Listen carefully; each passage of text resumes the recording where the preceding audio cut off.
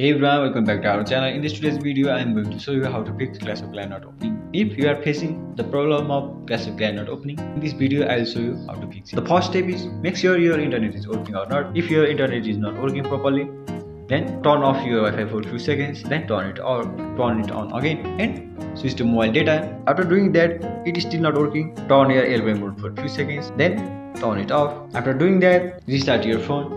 And the second step is restart the phone. After restarting the phone, this may help you do small bugs and glitches. Then the other step is check your app update. Make sure your app is updated to the latest version. Open Play Store or App Store and search for the app and tap on update option if it is available. Old version may not work properly. So another step is check your server status. Sometimes the problem is not from your side, the app server may be down or maintenance break.